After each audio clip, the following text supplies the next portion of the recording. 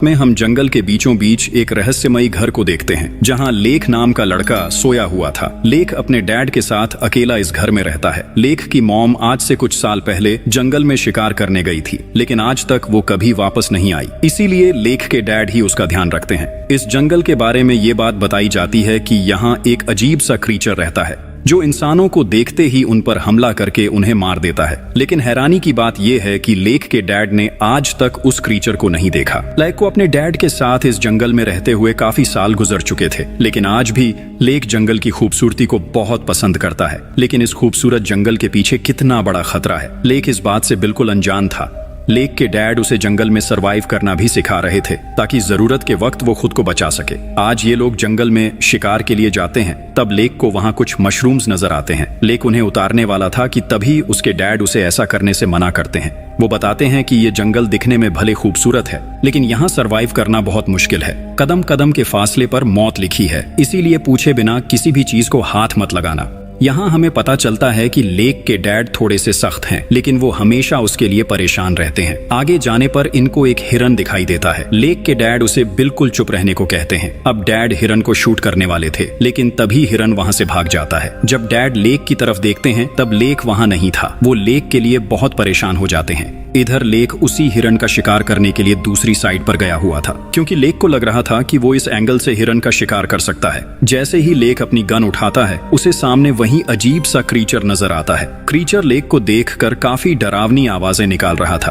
Creature की आवाज इतनी ऊंची थी कि जंगल में मौजूद परिंदे भी उड़कर इधर उधर चले गए थे। लेक बहुत ज्यादा डर जाता है। तभी पीछे से उसके डैड आकर लेक पर बहुत ज्यादा चिल्लाते हैं। वो उसे बहुत डांटते हैं क्योंकि वो उन्हें बिना बताए ही उनसे दूर चला गया था। लेक के डैड उसके लिए ही परेशान हो रहे थे, लेकिन लेक कंफ्यूज था कि उसे क्रीचर से डरना है या अपने डैड से। जैसे ही उन्हें क्रीचर का पता चलता है, दोनों भागते हुए पास बने हुए एक ट्री हाउस में चले जाते हैं। अब लेक के डैड ट्री हाउस में छुपकर उस क्रीचर को देखने लगते हैं, लेकिन तभी इनको वो हिरन दिखाई देता है जिसे क्रीचर ने बहुत बुरी तरह से चीर दिया था। हिरन की बॉडी बहुत ब्रूटल तरीके से नोची गई थी। ये देखकर बाप बेटा बहुत डर जाते हैं। तभी लेक के डैड को वो क्रीचर दोबारा से दिखाई देता है। क्रीचर इन दोनों को देख चुका था, इसीलिए अब वो इनका भी शिकार करना चाहता था। जैसे ही लेक के डैड क्रीचर को मारने के लिए उस पर शूट करते हैं, क्रीचर तेजी से वहां से भाग जाता है। लेक अपने डैड से इस क्रीचर के बारे में पूछता है, लेकिन उसके डैड उससे झूठ बोलते हुए कहते हैं, ये एक जंगली भालू है,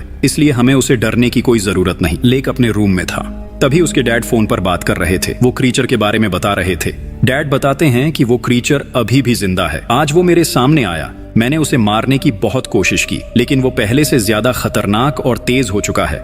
वो मेरी आंखों के सामने भागते हुए इधर उधर चला गया। समझ चुका था कि जंगल में कुछ अजीब है। वो बात डैड उसे नहीं बताना चाहते।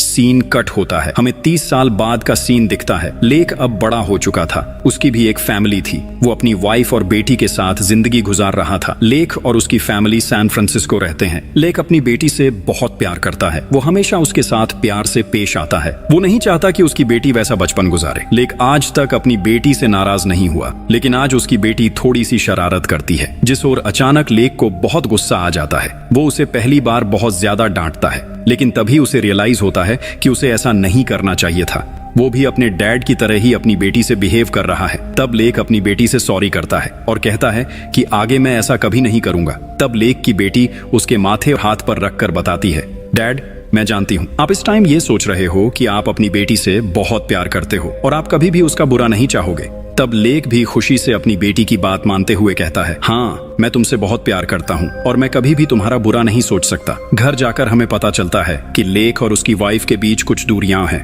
लेक की वाइफ शार्लेट एक न्यूज रिपोर्टर है, इसीलिए वो हमेशा अपने काम में बिजी रहती है। शार्लेट के ज्यादा बिजी रहने की वजह से इनका रिलेशन भी खराब हो चुका था। शार्लेट ऐसा करना तो नहीं चाहती, क्योंकि वो भी अपनी बेटी और हस्बैंड से बहुत प्यार करती है, इसीलिए उसे भी इस बात का एहसास था। एक दिन शार्लेट लेक को एक लेटर देती है और अपना ऑफिस चली जाती है। जब लेक लेटर खोलता है तब उसे पता चलता है उसके डैड, जो कई साल पहले गायब हो गए थे, FBI एंटी पायरेसी वालों की तरफ से अनाउंस कर दिया गया है कि अब वो मर चुके हैं, क्योंकि पिछले 30 सालों से उनका किसी के साथ कोई भी संपर्क नहीं हो पाया। लक्चो अपने डैड के बुरे बिहेवियर से बहुत परेशान रहता था। जब उसे अपने डैड की मौत का पता चलता है तो वो काफी सैड हो जाता है। उसके माइंड में ये बात आती है कि उसे अपनी फैमिली के साथ जंगल में अपने पुराने घर जाना चाहिए। वहां ये लोग कुछ टाइम साथ गुजारेंगे तो इनका रिलेशन भी ठीक हो जाएगा। इसके बाद लेक शार्लेट के ऑफिस जाता है, जहां वो शार्लेट को जंगल ट्रिप के बारे में बताता है। शार्लेट भी अपना रिलेशन बेहतर करना चाहती थी, इसीलिए वो लेक से कहती है कि हम नेक्स्ट वीक वहां जाएंगे, इसीलिए मैं अपनी ऑफिस से छुट्टी भी ले लूंगी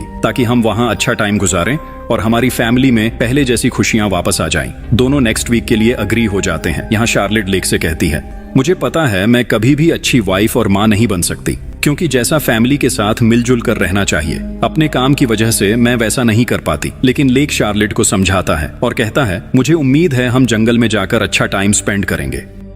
नेक्स्ट वीक ये लोग जंगल में लेक के बचपन के घर की तरफ निकल जाते हैं। जंगल आज भी सुनसान था, चारों तरफ बड़े बड़े पेड़ थे, लेकिन मसला ये था कि लेक को उसका घर नहीं मिल रहा था, क्योंकि वो 30 साल बाद इस जंगल में आया था। जंगल पहले से काफी घना और बदल चुका था। मसला ये भी रहा कि वहाँ मोबाइल के सिग्नल्स भी नहीं थे, जिससे ये लोग मैप से अपना घर ढूंढ सकते। तभी दूर ट्री हाउस में एक आदमी अपनी गन लिए इन्हें देख रहा था। आदमी धीरे धीरे इनकी तरफ आता है। लेक और उसकी फैमिली भी आदमी को देख लेते हैं। तीनों बहुत डर जाते हैं, लेकिन अच्छी बात ये थी कि वो आदमी लेक को पहचान जाता है। असल में ये आदमी लेक का बचपन का दोस्त था। आदमी के हाथ में गन देखकर शार्लेट बहुत ज्यादा डरी हुई थी, इसीलिए वो लेक को आदमी से दूर जाने को कहती है। लेकिन लेक बताता है कि ये जंगल काफी खतरनाक है, यहाँ अलग अलग किस्म के जानवर पाए जाते हैं, इसीलिए जंगल में रहने वाले हर इंसान के पास अपनी सेफ्टी के लिए गन जरूर होती है। लेक आदमी को बताता है कि मैं आज कई साल बाद जंगल में आया हूँ, इसीलिए तुम प्लीज मुझे मेरे घर का रास्ता बता दो। आदमी इनकी कार में बैठ जाता है और अब ये लोग घने जंगल के अंदर चले जाते हैं। जंगल में सफर करते हुए इन्हें रात हो चुकी थी और अब तक ये लोग अपने घर के बिल्कुल करीब पहुंच चुके थे। तभी इनकी गाड़ी के सामने कोई चीज आती है। लेक का ध्यान उसकी तरफ जाता है, इसीलिए इनका बहुत बुरी तरह एक्सीडेंट हो जाता है। इनकी गाड़ी 2 पेड़ों के बीच लटक जाती है। घबराया हुआ लेक का दोस्त गाड़ी से बाहर निकलने की कोशिश करता है। जैसे ही वो गाड़ी का डोर खोलता है वो नीचे गिर जाता है। तभी वो क्रीचर आकर आदमी पर हमला कर देता है। आदमी मदद के लिए चिल्लाता है, लेकिन क्रीचर आदमी को चीर फाड़ कर मार देता है। गाड़ी के अंदर लेक,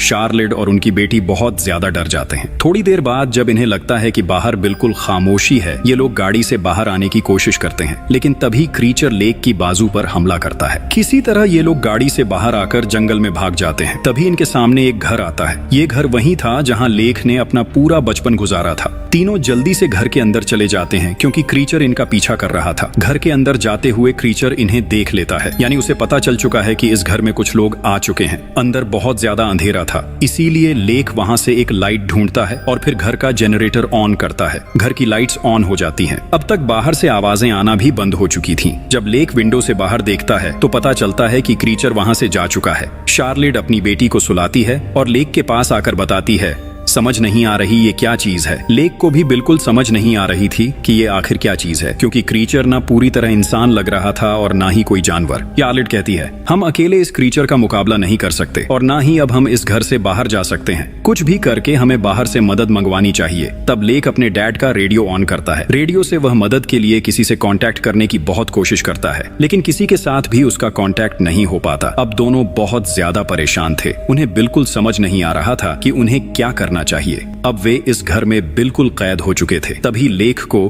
कुछ अजीब होने लगता है और उसकी हालत बहुत खराब हो जाती है। लेक की बांह पर जो चोट लगी थी अब उसमें से खून आने लगता है। शार्लेट जल्दी से लेक की पट्टी करती है और सोने के लिए दूसरे कमरे में चली जाती है। लेक को नींद नहीं आ रही थी, इसीलिए वह दरवाजे को अच्छे से सील करने लगता है। तभी उसे बाहर से तेज आवाजें सुनाई देने लगती है, लेकिन इसके बावजूद भी शार्लेट और उसकी बेटी आराम से सो रही थी, क्योंकि उन्हें यह आवाजें सुनाई नहीं दे रही थी। लेक डरते डरते उस आवाज का पीछा करने लगता है। तभी उसे पता चलता है कि यह एक मकड़ी की आवाज है जो अलमारी के अंदर थी। आवाज सुनकर लेक काफी हैरान हो जाता है कि यह आवाज सिर्फ उसी को क्यों सुनाई दे रही है। असल में जिस क्रीचर ने लेक को काटा था वह एक भेड़िया था। भेड़िया जिस भी इंसान को काटता था वह इंसान भी भेड़िए के वायरस से इन्फेक्ट होकर भेड़िए जैसा अजीब क्रीचर बन जाता था। इस वुल्फ वायरस की वजह से लेक की सुनने की ताकत भी बहुत ज्यादा हो चुकी थी, इसीलिए लेक को अब वहां हर चीज की आवाज सुनाई दे रही थी।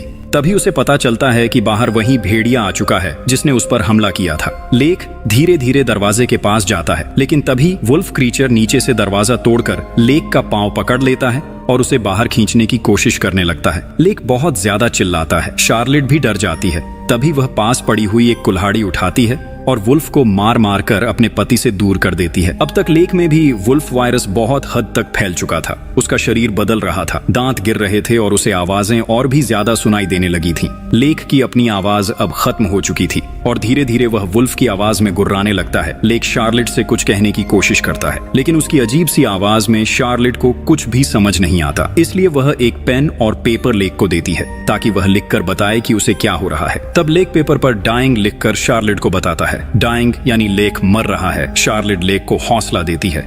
वह भी बहुत परेशान थी। तभी लेक की हालत और भी ज्यादा खराब हो जाती है। उसके बाल भी गिरने शुरू हो चुके थे।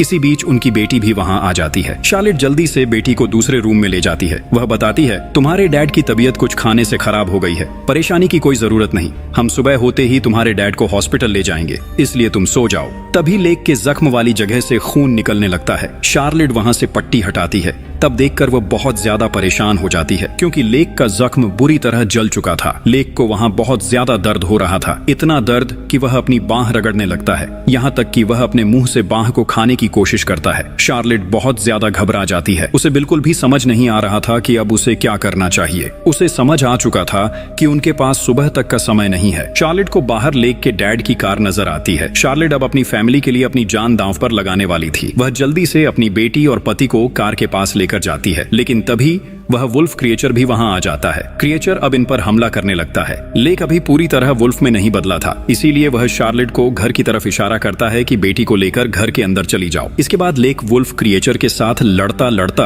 उसे घर की दूसरी साइड ले जाता है। इतने में शार्लेट अपनी बेटी को लेकर घर आ चुकी थी। थोड़ी देर बाद जब लेक वापस आता है तो उसकी हालत पहले से भी ज्यादा खराब हो चुकी थी। उसके सारे बाल गिर चुके थे और वुल्फ वाले दांत भी बाहर आ चुके थे। तभी लेक को खून की उल्टी आती है। उसके पेट से वुल्फ की उंगलियां बाहर आती हैं, यानी लेक वुल्फ से लड़ते लड़ते उसकी उंगलियां खा गया था। अब वायरस उस पर भारी होने लग चुका था। लेक को भी समझ आ चुकी थी कि जल्दी ही वो अपनी फैमिली के लिए खतरा बनने वाला है, इसीलिए वो फैसला करता है कि वो जंगल में भाग जाएगा। जैसे ही लेक बाहर जाने के लिए डोर खोलता है, बाहर खड़ा हुआ वुल्फ क्रीचर लेक पर हमला कर देता है। दोनों के बीच लड़ाई शुरू हो चुकी थी, लेकिन इस बार लेक वुल्फ की गर्दन पर काटकर उसकी गर्दन ही काट देता है। इस वजह से वो वुल्फ क्रीचर भी मारा जाता है। तभी उसकी बाजू पर लेक को डैड का टैटू बना हुआ था। इसका मतलब ये था कि ये वुल्फ क्रीचर कोई और नहीं बल्कि लेक के डैड ही थे, जो वुल्फ वायरस से इन्फेक्ट होकर वुल्फ क्रीचर बन चुके थे।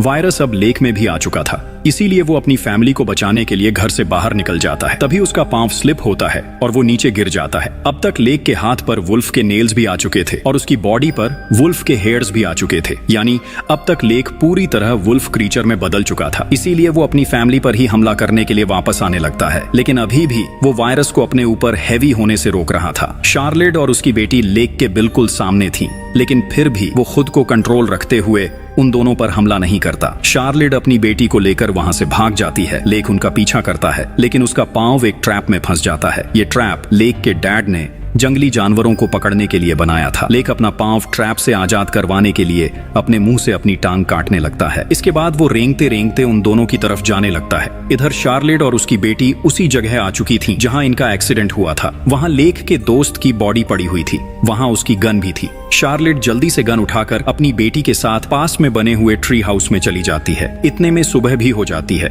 लेक आहिस्ता आहिस्ता उनके पास आ चुका था, लेकिन अभी भी वो उन्हें कुछ भी नहीं कहता। आज उसकी जिंदगी का पहला दिन था। उसकी बेटी उससे डर रही थी। तभी लेक की बेटी उसका दिमाग पढ़ लेती है। वो मॉम से कहती है, वो बताती है कि डैड कह रहे हैं मुझे मार दो, लेकिन शार्लेट ऐसा नहीं कर सकती थी। लेकिन अब लेक इन पर हमला करने वाला था, इसीलिए शार्लेट न चाहकर भी लेक को शूट कर देती है। गोलियां लगते ही लेक नीचे गिर जाता है और आसमान की तरफ देखकर जंगल की खूबसूरती देखता है। शार्लेट और उसकी बेटी लेक के पास आकर बहुत रोती हैं। इतने में लेक भी अपना दम तोड़ देता है। अब शार्लेट अपनी बेटी के साथ जंगल से निकलने की कोशिश करने लगती है और इसी के साथ ये मूवी यहीं खत्म हो जाती है। आपको मूवी कैसी लगी कमेंट्स में जरूर बताना। आप सभी से रिक्वेस्ट है कि हमारे चैनल को सब्सक्राइब करना मत भूलना। हमें आपके सपोर्ट की बहुत ज्यादा जरूरत है। Thanks for watching.